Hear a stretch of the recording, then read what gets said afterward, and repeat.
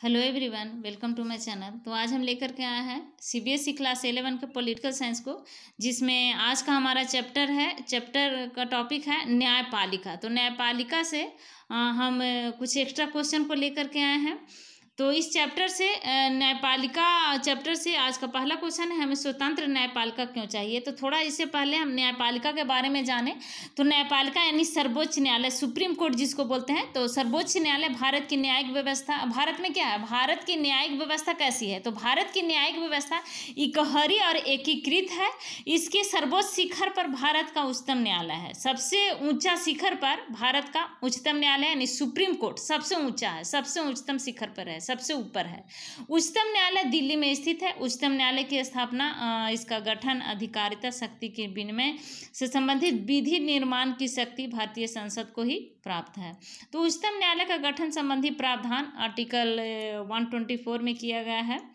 और उच्चतम न्यायालय में एक मुख्य न्यायाधीश तथा अन्य 30 न्यायाधीश होते हैं। तो टोटल मुख्य न्यायाधीश और न्यायाधीश मिला करके टोटल 31 होंगे न्यायाधीश। तो उच्चतम न्यायालय जो है, इन न्यायाधीशों की नियुक्ति राष्ट्रपति, उच्चतम न्यायालयों के न्यायाधीशों की नियुक्ति राष्ट्रपति के द्वारा होती है। उच्चतम न्यायालय के न्यायाधीश बनने के लिए न्यूनतम आयु निर्धारित नहीं की गई है। एक बार अगर नियुक्त हो गए हैं तो नियुक्त होने के बाद इनकी अवकाश ग्रहण करने की आयु सीमा है 65 ईयर्स। उच्चतम न्यायालय के न्यायाधीश साबित कदाचार अगर पाए जाते हैं या फिर असमर्थता के आधार पर संसद के प्रत्येक सदन में विशेष बहुमत से इनको पारित समावेदन के आधार पर राष्ट्रपति के द्वारा हटाया जा सकते हैं, विशेष बहुमत के द्वारा। लेकिन और बहुत ही कठिन होता है, बहुत जटिल होता है। उच्चतम न्यायालय के मुख्य न्यायाधीश को 1 लाख रुपये प्रति माह तथा अन्य न्यायाधीश को, जो मुख्य न्यायाधीश हैं उनको 1 लाख रुपया प्रति माह, और जो अन्य न्यायाधीश हैं 30, उनको 90,000 रुपये प्रति माह वेतन मिलता है। तो जब भारतीय न्यायिक पद्धति में लोकहित मुकदमा लाया गया था आईपीएल को, तब भारत के मुख्य न्यायाधीश कौन थे। तो उस समय थे भारत के मुख्य न्यायाधीश पीएन भगवती। तो हम इस चैप्टर से कुछ महत्वपूर्ण क्वेश्चन को देखते हैं, जिसमें पहला है, हमें स्वतंत्र न्यायपालिका क्यों चाहिए।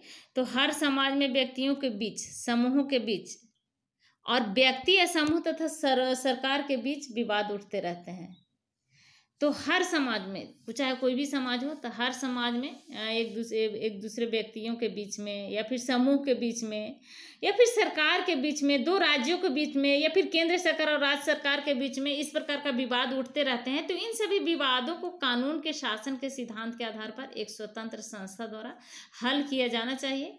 कानून के शासन का भाव यही है कि धनी और गरीब, स्त्री या पुरुष हो या फिर ऊंची जाति का हो या नीची जाति का हो, अगली जाति का हो या फिर पिछड़े जाति का हो, अगले लोग हो या फिर पिछड़े लोग हो, इस पर एक समान कानून लागू हो। न्यायपालिका की मुख्य भूमिका यह होता है कि वह कानून के शासन की रक्षा और कानून की सर्वोच्चता को सुनिश्चित करे। न्यायपालिका व्यक्ति के अधिकारों की रक्षा करती है, विवादों को कानून के अनुसार हल करती है, चाहे जो भी जिसके बीच, चाहे राज्य सरकार, 2 राज्यों के बीच का विवाद हो या केंद्र सरकार या फिर एक राज्यों के बाद या फिर और बहुत सारे राज्यों के बीच का विवाद हो या फिर 2 व्यक्तियों के बीच का विवाद हो या फिर 2 समाजों का बीच के या फिर 2 समूहों का बीच का विवाद हो, सभी का हल कानून के अनुसार करती है न्यायपालिका।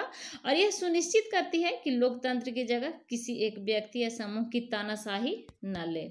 तो इसके लिए न्यायपालिका किसी भी राजनीतिक दबाव से मुक्त होती है। न्यायपालिका स्वतंत्र होती है। न्यायपालिका को स्वतंत्र रखा गया है इसी के लिए, ताकि एक निष्पक्ष और कानून के अनुसार किसी भी विवाद को हल करे। इसीलिए न्यायपालिका को, भारत में न्यायपालिका को स्वतंत्र रखा गया है।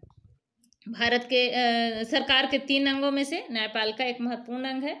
भारत के 3 अंग, कार्यपालिका, विधायिका और न्यायपालिका। तो इसमें से न्यायपालिका सरकार का एक महत्वपूर्ण अंग है और न्यायपालिका को स्वतंत्र रखा गया है कार्यपालिका और विधायिका से। नेक्स्ट क्वेश्चन है, स्वतंत्र न्यायपालिका का क्या अर्थ है? तो स्वतंत्र न्यायपालिका का अर्थ होता है कि सरकार के अन्य दो अंग विधायिका और कार्यपालिका के कार्यों में किसी प्रकार की बाधा ना पहुंचाएं ताकि वह ठीक ढंग से न्याय कर सके।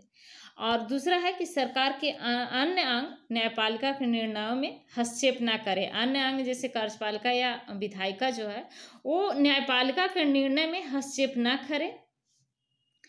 और तीसरा है कि न्यायाधीश बिना भय या भेदभाव के अपना कार्य करे, चाहे वह कोई भी समूह का हो, कोई भी समाज का हो, कोई भी जाति का हो, या फिर अगला हो या फिर पिछड़े जाति का हो।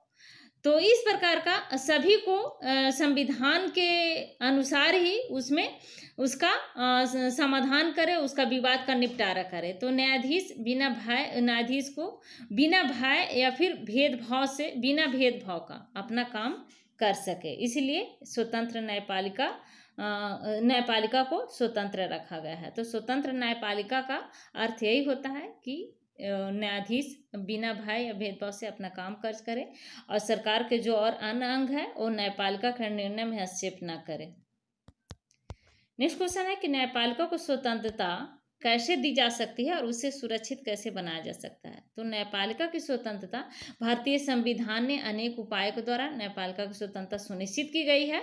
न्यायाधीशों की नियुक्तियों के मामले में विधायिका को सम्मिलित नहीं किया गया है। सरकार का जो और अंग है विधायिका, उसको न्यायाधीशों की नियुक्ति में शामिल नहीं किया गया है। इसे यह सुनिश्चित किया गया है कि इन नियुक्तियों में दलगत राजनीति की कोई भूमिका नहीं रहे। न्यायाधीश के रूप में नियुक्त होने के लिए किसी व्यक्ति को वकालत या अनुभव या कानून का विशेषज्ञ होना चाहिए। उस व्यक्ति के राजनीतिक विचार या निष्ठाएं उसकी नियुक्ति का आधार नहीं बननी चाहिए। न्यायपालिका की सुरक्षा, तो न्यायाधीशों का कार्यकाल निश्चित होता है। वे सेवानिवृत्त होने तक पद पर बने रहते हैं। केवल अपवाद स्वरूप विशेष परिस्थितियों में ही न्यायाधीशों को हटाया जा सकता है। इसके अलावा उसके कार्यकाल को कम नहीं किया जा सकता। तो कार्यकाल की सुरक्षा के कारण न्यायाधीश बिना भय या भेदभाव के अपना काम कर पाते हैं। संविधान में न्यायाधीशों को हटाने के लिए कुछ कठिन प्रक्रिया निर्धारित की गई है। संविधान निर्माताओं का मानना था कि हटाने की प्रक्रिया कठिन हो तो न्यायपालिका के सदस्यों का पद सुरक्षित रहेगा। नेक्स्ट क्वेश्चन है भारतीय न्यायाधीशों की नियुक्ति किस प्रकार से की जाती है? तो सर्वोच्च न्यायालय और उच्च न्यायालय के अन्य न्यायाधीशों की नियुक्ति राष्ट्रपति भारत के मुख्य न्यायाधीश की सलाह से करता है। 1982 से 1998 के बीच विषय बार बार सर्वोच्च न्यायालय के सामने आया। शुरू में न्यायालय का विचार था कि मुख्य न्यायाधीश की भूमिका पूरी तरह से सलाहकार की है, लेकिन बाद में न्यायालय ने माना कि मुख्य न्यायाधीश की सलाह राष्ट्रपति को जरूर मानना चाहिए। आखिरकार सर्वोच्च न्यायालय ने एक नई व्यवस्था की। इसके अनुसार सर्वोच्च न्यायालय का मुख्य न्यायाधीश अन्य 4 वरिष्ठतम न्यायाधीशों की सलाह से कुछ नाम प्रस्तावित करेगा और इसी में से राष्ट्रपति नियुक्तियां करेगा। तो इस प्रकार सर्वोच्च न्यायालय ने नियुक्तियों की सिफारिश के संबंध में सामूहिकता का सिद्धांत स्थापित किया। इस तरह न्यायपालिका की नियुक्ति में सर्वोच्च न्यायालय और मंत्रिपरिषद महत्वपूर्ण भूमिका निभाते हैं। तो भारतीय न्यायाधीशों की नियुक्ति इसी प्रकार से होती है। नेक्स्ट क्वेश्चन है कि भारतीय न्यायाधीशों को उनके पद से किस प्रकार से हटाया जा सकता है? तो न्यायाधीशों को हटाने की प्रक्रिया जो है बहुत ही जटिल है और कठिन है। भारतीय न्यायाधीशों को उनके पद से निम्न कारणों से हटाया जा सकता है। जैसे पहला है सर्वोच्च न्यायालय और उच्च न्यायालय के न्यायाधीशों को उनके पद से हटाना काफ़ी कठिन है। कदाचार साबित होने अथवा अयोग्यता की दशा में ही उन्हें पद से हटाया जा सकता है। अगर आयोग पाए जाते हैं या फिर कदाचार साबित हो जाते हैं तो इस परिस्थिति में उनको विशेष बहुमत द्वारा राष्ट्रपति हटा सकते हैं। न्यायाधीश के विरुद्ध आरोप पर संसद के एक विशेष बहुमत की स्वीकृति जरूरी होती है। जब तक संसद के सदस्यों में आम सहमति ना हो तब तक किसी न्यायाधीश को हटाया नहीं जा सकता है। नेक्स्ट क्वेश्चन है भारतीय न्यायपालिका की संरचना का वर्णन कीजिए। तो भारतीय संविधान एकीकृत न्यायिक व्यवस्था की स्थापना करता है। इसका अर्थ यह है कि विश्व के अन्य संघीय देशों के विपरीत भारत में अलग से प्रांतीय स्तर के न्यायालय नहीं है। भारत में न्यायपालिका की संरचना पिरामिड की तरह है। जिसमें सबसे ऊपर सर्वोच्च न्यायालय, सबसे ऊपर सुप्रीम कोर्ट है, फिर उच्च न्यायालय तथा सबसे नीचे जिला और अधीनस्थ न्यायालय है। सबसे नीचे जिला अधीनस्थ यानी सुप्रीम कोर्ट, फिर हाई कोर्ट, फिर डिस्ट्रिक्ट कोर्ट। उसके प्रकार इस प्रकार से फिर जिला चीफ जस्टिस मजिस्ट्रेट आते हैं, उसके अंदर फिर जस्टिस मजिस्ट्रेट आते हैं। तो सबसे ऊपर सर्वोच्च न्यायालय, उसके बाद उच्च न्यायालय, फिर जिला अदालत, फिर अधीनस्थ न्यायालय। तो ये है भारतीय न्यायपालिका की संरचना। नेक्स्ट क्वेश्चन है भारत के सर्वोच्च न्यायालय, उच्च न्यायालय, जिला अदालत और अधीनस्थ न्यायालय के क्या कार्य है, वर्णन कीजिए। तो सबका अपना अपना कार्य होता है। भारत का सर्वोच्च न्यायालय का कार्य है कि इसके फैसले सभी अदालतों को मान्य होते हैं। सर्वोच्च न्यायालय का यानी सुप्रीम कोर्ट का जो फैसला होता है सभी अदालत को मानना पड़ता है। यह उच्च न्यायालय के न्यायाधीशों का तबादला भी कर सकता है। यह किसी अदालत का मुकदमा अपने पास मंगवा सकता है। सुप्रीम कोर्ट का अधिकार है कि किसी भी अदालत का मुकदमा अपने पास मंगवा सकता है, उसको जांच कर सकता है, उसको देख सकता है। यह और सुप्रीम कोर्ट का यह भी अधिकार है कि किसी एक उच्च न्यायालय में चल रहे मुकदमे को दूसरे उच्च न्यायालय में भी भिजवा सकता है। सुप्रीम कोर्ट का अधिकार है।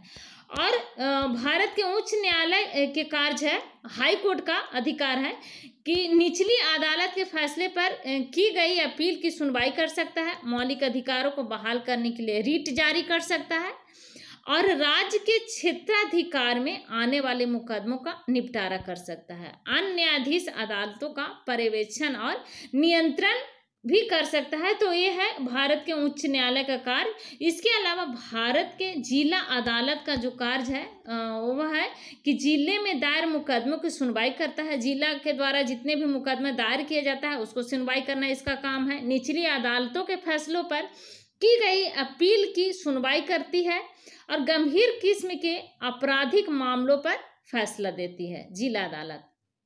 उसके बाद भारत के अधीनस्थ न्यायालय के कार्य है फौजदारी और दीवानी के मुकदमों पर विचार करना। नेक्स्ट क्वेश्चन है भारत के सर्वोच्च न्यायालय के क्षेत्राधिकार का वर्णन कीजिए। तो भारत का सर्वोच्च न्यायालय विश्व में सर्वाधिक शक्तिशाली न्यायालयों में से एक है। भारत का सर्वोच्च न्यायालय सबसे ऊपर है। सर्वोच्च न्यायालय का फैसला सबसे ऊपर है, इसको मानना होता है, लेकिन वह संविधान द्वारा तय की गई सीमा के अंदर ही काम करता है। सर्वोच्च न्यायालय के कार्य और उत्तरदायित्व संविधान के दर्जे में ही रह करके होता है, संविधान के अंदर ही होता है, संविधान से ऊपर नहीं। सर्वोच्च न्यायालय को खास किस्म का क्षेत्राधिकार प्राप्त है। जो पहला है मौलिक अधिकार, संघ और राज्यों के बीच तथा विभिन्न राज्यों के बीच आपसी बंटवारा का निपटारा करना मौलिक अधिकार सुप्रीम कोर्ट का काम है। संघ यानी केंद्र सरकार और राज्य सरकार के बीच अगर किसी प्रकार का विवाद है तो उसको दोनों को बीच का आपसी विवादों का निपटारा करना सुप्रीम कोर्ट का काम है। रीट जारी करना भी सुप्रीम कोर्ट का काम है। व्यक्ति के मौलिक अधिकारों की रक्षा के लिए बंदी प्रत्यक्षीकरण, परमादेश, ये सब रीट है। निषेध आदेश, उत्प्रेषण लेख तथा अधिकार परीक्षा जारी करने का अधिकार ये रीट होते हैं। तो ये सब अधिकार इसका सर्वोच्च न्यायालय का है। इसके अलावा अपीलीय अधिकार भी सर्वोच्च न्यायालय का है। दीवानी, फौजदारी तथा संवैधानिक सवालों से जुड़े अधीनस्थ न्यायालयों के मुकदमों के अपील पर सुनवाई करने के काम भी सर्वोच्च न्यायालय का है। इसके अलावा विशेषाधिकार, भारतीय भूभाग की किसी भी अदालत द्वारा पारित मामला, चाहे कोई भी किसी भी अदालत का हो, तो किसी भी अदालत द्वारा पारित मामला या फिर दिए गए फैसले पर स्पेशल लीव पिटीशन के तहत की गई अपील पर सुनवाई करने की शक्ति भी सर्वोच्च न्यायालय को प्राप्त है। और पांचवा है कि सलाहकारी, जनहित के मामले तथा कानून के मामले में राष्ट्रपति को सलाह देने का भी अधिकार है सुप्रीम कोर्ट का। तो सुप्रीम कोर्ट का ये सब क्षेत्राधिकार दिया गया है। नेक्स्ट क्वेश्चन है भारत के सर्वोच्च न्यायालय के मौलिक अधिकार का अर्थ बताइए। तो सर्वोच्च न्यायालय का मौलिक अधिकार का अर्थ है कि कुछ मुकदमों की सुनवाई सीधे सर्वोच्च न्यायालय कर सकता है। ऐसे मुकदमों में पहले निचली अदालत में सुनवाई जरूरी नहीं है। सीधा सर्वोच्च न्यायालय इसका इस प्रकार का सुनवाई, मुकदमे का सुनवाई कर सकता है। सर्वोच्च न्यायालय का मौलिक क्षेत्राधिकार उसे संघीय मामलों से संबंधित सभी विवादों में एक अंपायर या फिर निर्णायक भूमिका देता है। किसी भी संघीय व्यवस्था में केंद्र और राज्यों के बीच, चाहे केंद्र सरकार या फिर कोई भी राज्य के बीच, विभिन्न राज्यों में परस्पर कानूनी विवादों का उठना स्वाभाविक है। तो इन विवादों को हल करने की जिम्मेदारी भी सर्वोच्च न्यायालय की ही है। इसे मौलिक क्षेत्राधिकार इसलिए कहते हैं क्योंकि इन मामलों को केवल सर्वोच्च न्यायालय ही हल कर सकता है। इसकी सुनवाई न तो उच्च न्यायालय में और न ही अधीनस्थ न्यायालय हो सकती है। अपने इस अधिकार का प्रयोग कर सर्वोच्च न्यायालय न केवल विवादों को सुलझाता है बल्कि संविधान में दी गई संघ और राज्य सरकारों की शक्तियों की व्याख्या भी करता है। इसलिए इसको मौलिक अधिकार कहा जाता है, मौलिक अधिकार। नेक्स्ट क्वेश्चन है, भारत के सर्वोच्च न्यायालय के रीट संबंधी क्षेत्राधिकार का क्या अर्थ है, बताइए। तो मौलिक अधिकारों का उल्लंघन पर कोई भी व्यक्ति इंसाफ पाने के लिए सीधे सुप्रीम कोर्ट जा सकता है, सर्वोच्च न्यायालय। सर्वोच्च न्यायालय अपने विशेष आदेश रीट के रूप में दे सकता है। उच्च न्यायालय भी रीट जारी कर सकते हैं, लेकिन जिस व्यक्ति के मौलिक अधिकारों का उल्लंघन हुआ है इसके पास विकल्प है। आर्टिकल 32 में दिया गया है कि अगर कोई भी व्यक्ति को ऐसा लगता है कि उनके अधिकारों का उल्लंघन है तो सीधे उच्च न्यायालय, सर्वोच्च न्यायालय जा सकते हैं। तो उनके पास विकल्प है कि वह चाहे तो उच्च न्यायालय या फिर सीधा सर्वोच्च न्यायालय जा सकता है। तो इन रूटों के माध्यम से न्यायालय कार्यपालिका को कुछ करने या न करने का आदेश दे सकता है और न्यायालय का बात मानना होता है कार्यपालिका को। नेक्स्ट क्वेश्चन है, भारत के सर्वोच्च न्यायालय के अपीलीय संबंधी क्षेत्राधिकार का क्या अर्थ है, बताइए। तो अपीलीय संबंधी क्षेत्राधिकार का अर्थ है कि न्यायालय पूरे मुकदमे पर पुनर्विचार करेगा। अगर न्यायालय को लगता है कि उसमें कुछ परिवर्तन की जरूरत है तो परिवर्तन भी कर सकता है। इसके कानूनी मुद्दों की दोबारा जांच करेगा। यदि न्यायालय को लगता है कि कानून या संविधान का वह अर्थ नहीं निचली अदालत ने समझा तो सर्वोच्च न्यायालय उसके निर्णय को बदल सकता है तथा इसके साथ उन प्रावधानों की नई व्याख्या भी दे सकता है। तो सर्वोच्च न्यायालय अपील का उच्चतम न्यायालय है। कोई भी व्यक्ति उच्च न्यायालय के निर्णय के विरुद्ध सर्वोच्च न्यायालय में अपील कर सकता है, लेकिन उच्च न्यायालय को यह प्रमाण पत्र देना पड़ता है कि वह मुकदमा सर्वोच्च न्यायालय में अपील करने लायक है। अगर फौजदारी के मामले में निचली अदालत किसी फांसी की सजा दे, निचली अदालत अगर किसी फांसी को सजा दे देता है तो किसी फांसी की सजा दे तो उसकी अपील सर्वोच्च या उच्च न्यायालय में की जा सकती है। यदि किसी मुकदमे में उच्च न्यायालय अपील की आज्ञा न दे तब भी सर्वोच्च न्यायालय के पास यह शक्ति है कि वह उस मुकदमे में की गई अपील को विचार के लिए स्वीकार कर ले। यह सर्वोच्च न्यायालय की शक्ति है। नेक्स्ट क्वेश्चन है, भारत के सर्वोच्च न्यायालय के सलाह संबंधी क्षेत्राधिकार का क्या अर्थ है। तो भारत के सर्वोच्च न्यायालय के सलाह संबंधी क्षेत्राधिकार का अर्थ है कि अतिरिक्त सर्वोच्च न्यायालय या परामर्श संबंधी क्षेत्राधिकार भी है। इसके अलावा मौलिक और अपीलीय क्षेत्राधिकार के अतिरिक्त इसके अनुसार भारत का राष्ट्रपति लोकहित या संविधान की व्याख्या से संबंधित किसी विषय को सर्वोच्च न्यायालय के पास परामर्श के लिए भेज सकता है, लेकिन न तो सर्वोच्च न्यायालय ऐसे किसी विषय पर सलाह देने के लिए बाध्य है और न ही राष्ट्रपति न्यायालय की सलाह मानने के लिए बाध्य है। नेक्स्ट क्वेश्चन है, जनहित याचिका क्या है और कब कैसे इसकी शुरुआत हुई। तो जनहित याचिका का अर्थ है कि कानून की समान प्रक्रिया में कोई व्यक्ति तभी अदालत जा सकता है जब उसका कोई व्यक्तिगत नुकसान हुआ हो। इसका मतलब यह है कि अपने अधिकार का उल्लंघन होने पर या फिर किसी विवाद में फंसने पर कोई व्यक्ति इंसाफ पाने के लिए अदालत का दरवाजा खटखटा सकता है। 1979 में इस अवधारणा में शुरुआत हुई थी। 1979 में इस बदलाव की शुरुआत करते हुए न्यायालय ने एक ऐसे मुकदमे की सुनवाई करने का निर्णय लिया जिसे पीड़ित लोगों ने नहीं बल्कि उनकी ओर से दूसरे ने दाखिल किया था, क्योंकि इस मामले में जनहित से संबंधित एक मुद्दे पर विचार हो रहा था। उसी समय सर्वोच्च न्यायालय ने कैदियों के अधिकार से संबंधित मुकदमे पर भी विचार किया। इससे ऐसे मुकदमों की बाढ़ आ गई जिसमें जन सेवा की भावना रखने वाले नागरिकों तथा स्वयं सेवी संगठनों ने अधिकारों की रक्षा, गरीबों के जीवन और बेहतर बनाने, पर्यावरण की सुरक्षा और लोक हित से जुड़े अनेक मुद्दों पर न्यायालय से हस्तक्षेप की मांग की। जनहित याचिका न्यायिक सक्रियता का सबसे प्रभावी साधन हो गई।